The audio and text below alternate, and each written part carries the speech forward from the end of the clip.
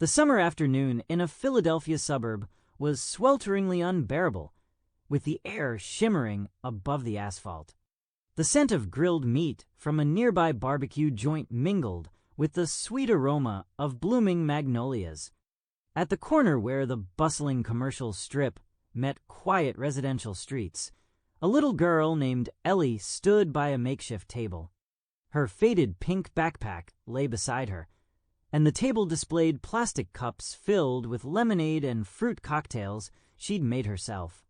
The drinks sparkled with vibrant colors, pink from strawberries, green from lime, but looked a bit sloppy, much like Ellie herself. Her curly hair was tied back in a messy ponytail, and her Summer Vibes t-shirt bore a juice stain. Ellie was 11, but looked younger due to her slight frame and large, wary eyes. This was her third day standing behind her table, trying to earn a few dollars. Ellie's mom, a nurse at the local hospital, worked double shifts to cover rent after their house was foreclosed due to debts. Ellie had overheard her mother crying at night and decided she could help by selling cocktails. She had no idea her little venture would spark a conflict that would shake the entire neighborhood. 3 teenagers around 15, in athletic shorts and sneakers, stopped by her table. Their leader, a tall boy named Trevor, smirked at Ellie. "Seriously? You think anyone's gonna buy this slop?" He grabbed a cup and sniffed it. "Smells like cheap syrup from the supermarket." Ellie clenched her fists, but her voice remained soft. "I made them myself. They're good." "Good." Trevor burst out laughing, his friends joining in. "This is preschool stuff. Go play with dolls, kid." He deliberately knocked over a cup, and pink lemonade spilled across the table, dripping onto the sidewalk. Ellie rushed to wipe it up with a napkin, her cheeks burning with embarrassment. Passers-by glanced over, but quickly looked away. Some cast sympathetic looks, but no one intervened. In this neighborhood, people were used to minding their own business. Nearby, under the shade of an old oak, stood a man in a baseball cap, jeans, and dark sunglasses. It was Kevin Hart, the famous comedian and actor, in town for a new show's filming. He'd decided to walk the city to soak in its vibe and stumbled upon this busy street. Kevin had noticed Ellie from afar. Her little table looked like an island of hope amidst an indifferent crowd. Now, watching the teens bully her, something stirred inside him. Kevin had grown up in this city, in a similar neighborhood, where every day was a struggle. He knew what it was like to feel small and defenseless when the world seemed against you. But he also knew that aggression or shouting rarely solved anything. You had to act smart. He approached the table slowly, hands in his pockets. The teens noticed him, but didn't recognize him behind the sunglasses and cap. "Hey, what do we have here?" Kevin asked calmly, eyeing the drinks. His tone was friendly, but carried a hint of authority. Ellie looked up, surprised someone was paying attention to her. Trevor snorted. "Nothing special, man. Just kid stuff." Kevin smiled, but his eyes remained serious. "Kid stuff, huh? Looks like a business to me." He turned to Ellie. "How much for one?" Ellie hesitated, her voice trembling. $2. But I can give a discount." "Discount? Nah, I'm paying full price. And you know what? I'll take everything you've got." Trevor and his friends stared, dumbfounded. Ellie froze, still holding the napkin. "Everything?" she asked. "Yup, all of it." Kevin pulled out his wallet and started counting bills. "How many cups you got? 20? 30? 25? Ellie said softly, still in disbelief. "All right, $50. Here you go." He handed her the money. The crowd around them began to pause. People who had just been passing by now whispered, watching the scene unfold. Trevor tried to save face. "You serious? This stuff ain't even worth $1." Kevin turned to him, removed his sunglasses, and looked him in the eye. You ever try making something from scratch? Setting up a table, mixing drinks, standing out here all day while guys like you laugh? That's called work, kid. Try it sometime. Might teach you some respect. Trevor flushed and stepped back, his friend silent. Kevin turned back to Ellie. What's your name? Ellie, she replied, clutching the bills. Ellie, you're doing great. And you know what? I want you to tell me why you're out here. What made you set up on this street? Ellie sighed, her eyes filling with tears, but she held them back. My mom. She works a lot, but we don't have enough money. I just wanted to help. Kevin nodded, his face softening. You're brave, and let me tell you something. You're not just selling cocktails. You're showing the world you don't give up. That's worth a lot. He picked up a cup and took a sip. Strawberry. Not bad, Ellie. Not bad. The crowd laughed, and the tension eased slightly. But not everyone was pleased. Across the street, a middle-aged woman in a business suit watched the scene. This was Karen Wilson, a local activist who led the neighborhood association. She believed makeshift stands like Ellie's ruined the area's aesthetic and broke regulations. Karen had already filed complaints with City Hall to ban such initiatives. Seeing Kevin buy all the cocktails, she frowned and pulled out her phone. This is unacceptable, she muttered, dialing a number. This needs to stop. Meanwhile, Kevin sat on the curb next to Ellie and began handing out her cocktails to passers-by. He did it with jokes, sharing stories from his childhood, and soon a real crowd gathered. People laughed, took drinks, and tossed Ellie a few dollars in tips. But the tension lingered. Trevor and his friends stood off to the side, whispering and casting angry glances. And Karen was already speaking with someone from City Hall Action, insisting Ellie was breaking the law. Kevin noticed Ellie clutching her backpack, her eyes darting from the crowd to the ground. She was grateful, but scared. He leaned toward her. Ellie, you ever hear that the loudest voice in the room isn't always right? He said quietly. You don't have to shout to be heard. Just keep doing your thing, and people will see who you are. She nodded, but her lips trembled. What if they make me leave? Kevin grinned. Then we'll come up with a plan B. But first, let's show them you're not just a girl with cocktails. You're a force. He stood and addressed the crowd loudly. Listen up, folks. This girl, Ellie, is doing more than most of us. She doesn't complain, doesn't quit. She works. Who's gonna support her business? The crowd cheered. A few raised their hands, and some even offered to buy more cocktails if Ellie made new ones. But at that moment, Karen approached the table, phone in hand. Sorry, but this is illegal, she said sharply. She doesn't have a permit. I've already called a city official. The crowd fell silent. Ellie lowered her head, her hands shaking. Kevin looked at Karen, his smile fading, but his voice stayed calm. What's your issue, ma'am? That this girl's trying to help her family, or that she's doing it on your perfect street? Karen flushed. Rules are rules.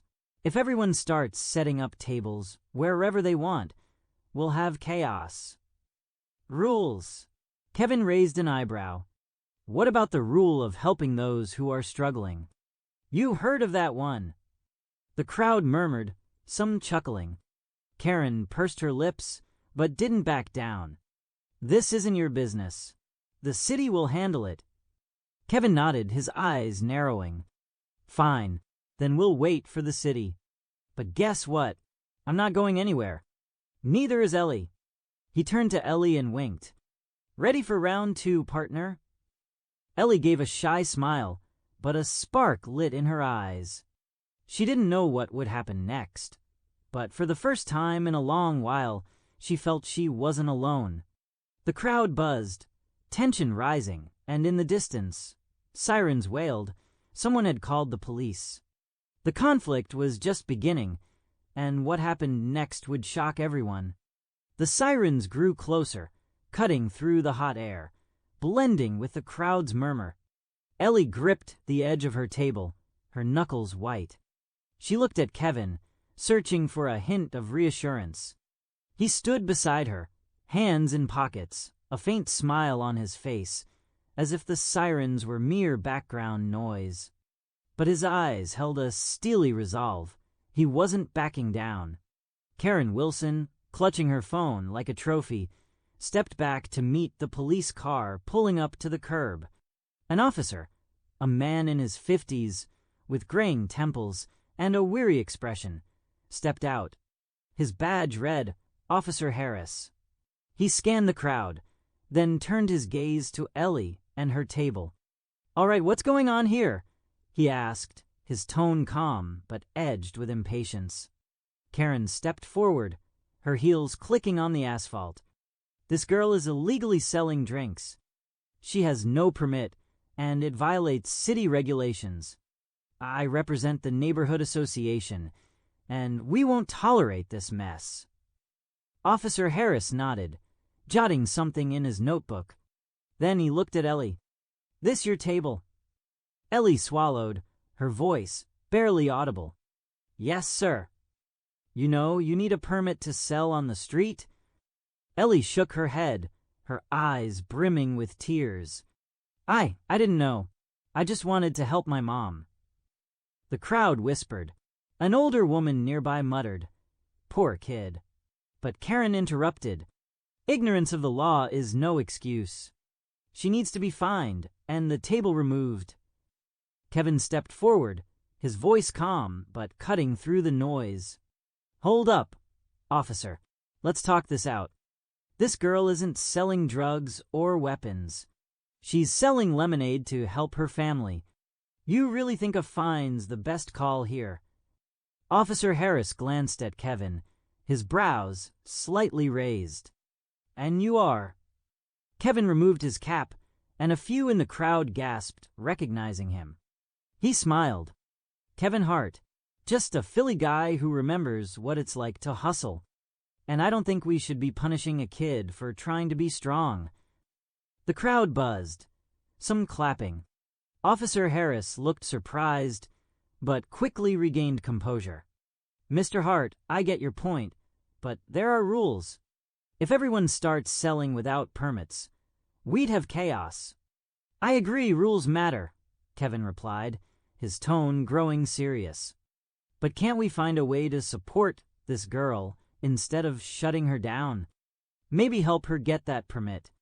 Or, I can pay the fine right now if that settles it." Karen scowled. "This isn't about money. It's about principles.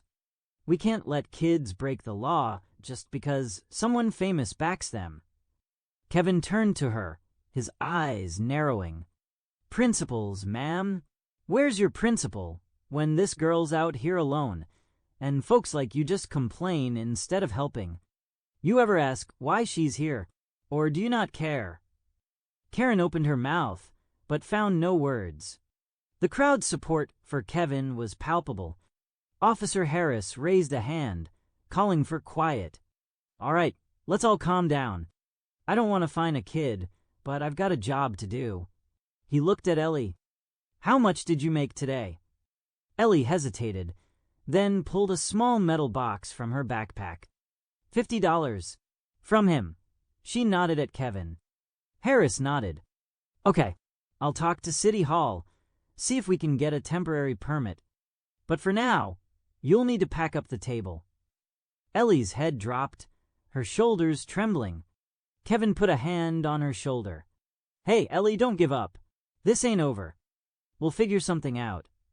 Just then, a man in a faded shirt and jeans stepped from the crowd. It was Mr. Thompson, the local owner of a small grocery store 2 blocks away. In his 60s, he was respected in the neighborhood for his kindness and fairness. He approached Officer Harris. "Harris, I know this girl. Her mom works at the hospital, saving lives. If a permit's the issue, I'll vouch for Ellie. and I can give her a spot in front of my store. It's private property, fewer rule problems." The crowd cheered, and Ellie's eyes lit with hope. Kevin grinned and extended a hand to Thompson. "That's what I call teamwork." "Thanks, man." Karen, seeing the situation slip away, spun on her heel. "This isn't over. I'll talk to City Hall," she snapped and stormed off, her heels clicking again. Officer Harris sighed. "All right, Ellie, pack up for now. But I'll work with Mr. Thompson to get this sorted legally." He turned to Kevin. "And you, Mr. Hart, keep things under control, yeah?" Kevin nodded. "Don't worry, officer. We're all about peace and lemonade." The crowd laughed, and the tension eased. Ellie began packing her things, Kevin helping with the cups, but then Trevor, the teen who'd bullied her, approached alone. His friends hung back, and he looked awkward. "Hey, Ellie," he started, staring at the ground. "Sorry about that, cup. I didn't think it was a big deal." Ellie glanced at him, then at Kevin. Kevin gave a subtle nod, as if to say, "Your moment." "It's okay," Ellie said softly. "Just don't do it again, all right?" Trevor nodded and walked off, his cheeks burning. The watching crowd murmured, this time with respect. Kevin patted Ellie's shoulder. "See, sometimes you just gotta give people a chance to make it right." But the story didn't end there. The next day, news of Ellie and Kevin spread across local social media. Someone from the crowd had filmed Kevin buying all the cocktails and confronting Karen, and the video went viral. People posted comments, sharing their own stories of struggle and injustice. Someone even created the hashtag Ellie's Lemonade, which took off. Mr. Thompson kept his word, giving Ellie a spot in front of his store. Kevin helped her build a sturdier table, and local businesses chipped in for ingredients. Ellie now operated legally with a temporary permit, and her business began to thrive. But Karen didn't give up. She organized a neighborhood association meeting to push for new street vending restrictions, and word of it reached Kevin. He sat with Ellie in front of Thompson's store, sipping her new mango cocktail. "You know, Ellie, people like Karen will always be around. They love rules more than people, but we're not going to fight them. We're going to be smarter." "How?" Ellie asked, her eyes bright with curiosity. Kevin grinned. "We'll invite her to our side. Show her your business isn't a problem. It's part of this neighborhood. But we need a plan." He pulled out his phone and started dialing. Ellie didn't know who he was calling, but she saw the spark in his eyes, the same one he had when he bought all her cocktails. The days ahead promised to be stormy, but hope hung in the air. Ellie clutched her backpack and thought maybe a little table on a street corner could change more than she'd ever imagined. The sun dipped toward the horizon, painting the Philadelphia sky in shades of orange and pink. In front of Mr. Thompson's store, a crowd buzzed, far larger than in previous days. Ellie's table, now adorned with colorful ribbons and a sign reading Ellie's Lemonade, had become a local landmark. A new cooler, donated by a local businessman, brimmed with fresh fruit and ice. Ellie, in a new t-shirt with a logo designed by her classmate, deftly mixed cocktails, smiling at customers. Her movements were sure, her eyes shining. Kevin Hart sat on a folding chair nearby, chatting with locals. His presence drew people, but he made a point to redirect attention to Ellie. Over the past few days, he'd not only helped with her new table and permits, but also reached out to local reporters. A story about Ellie made the evening news, and hashtag Ellie's Lemonade kept trending online.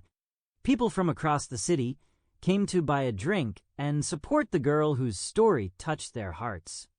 But not everyone was thrilled. Karen Wilson, true to her word, organized a neighborhood association meeting to push for new street vending restrictions. She saw Ellie's popularity as a fleeting fad that disrupted the proper look of the neighborhood. Tonight, a decisive meeting was set at the community center, and whispers about it circulated through the crowd. Kevin glanced at Ellie, who was handing a cocktail to an elderly couple, and winked. "Ready for the big finale, partner?" Ellie smiled nervously. "What if they ban me from selling? Mom says we can't afford a lawyer." "Don't worry," Kevin replied, patting her shoulder. "We're not fighting them their way. We'll make them want to join us." He checked his phone for messages. His plan, hatched days ago, was coming together. Kevin had contacted a local organization supporting small businesses and a few influential residents. They agreed to attend the meeting and speak for Ellie. But the real surprise was another guest he hadn't told anyone about, not even Ellie. The community center was packed. The smell of coffee and fresh-baked cookies mixed with the tense murmurs of the crowd filling the folding chairs. Karen stood at the podium, clutching a folder of documents. Her voice was sharp and confident. "We all want our neighborhood safe and tidy. Unregulated vending, like this lemonade stand, sets a precedent. Today it's one kid, tomorrow it's dozens. We need clear rules." Some nodded, but most stayed silent. Many had seen Ellie or heard her story, and Karen's words felt cold. Kevin sat in the back row with Ellie and her mom, Lisa. Lisa, still in her nurse's scrubs after a shift, tightly held her daughter's hand. Ellie trembled, but tried to stay composed. When Karen finished, Mr. Thompson spoke. His voice was calm but weighty. "I know Ellie and her mom. This girl isn't causing trouble. She's solving it. Her business brings joy to our neighborhood. My customers stop by more often because of her table. Isn't that what we want? A community where people care for each other." The room buzzed, a few clapping. Karen frowned but didn't interrupt. Then Kevin stood. All eyes turned to him, and the room fell silent. "I'm not a local, but I grew up in Philly," he began, his voice soft but piercing. "I know what it's like to be a kid wanting to help your family. Ellie's not just selling drinks. She's showing us what it means to keep going. And I ask you, why do we want to stop a kid like that? Why not help her instead of throwing up roadblocks?" He paused, scanning the room.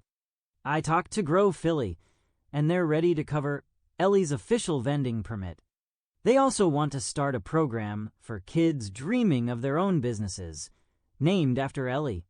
But we need your support, not against Ellie, but with her." The room erupted in applause. Karen pursed her lips, her face reddening. She raised a hand, trying to regain control. "This is all very touching, but we're talking order, not emotions. We can't." She was cut off by the sound of the door opening. Everyone turned, and the room went quiet. In the doorway stood Philadelphia's mayor, Elizabeth Rivera, in a simple blue dress. An aide trailed her, but she headed straight for the podium. Kevin smiled. This was his surprise. "Sorry I'm late," Rivera said, her voice calm but commanding. "I've heard about Ellie and her cocktails, and I'm here to say, this is what makes our city special. Kids who dream and act are our future." She turned to Karen. "Ms. Wilson, I respect your concern for order, but I also know rules should serve people, not the other way around. I've tasked my team with simplifying the permit process for kids trying their hand at business, and Ellie will be the first in this program." The room exploded in applause, louder this time. Ellie clung to her mom, her eyes shining with tears and joy.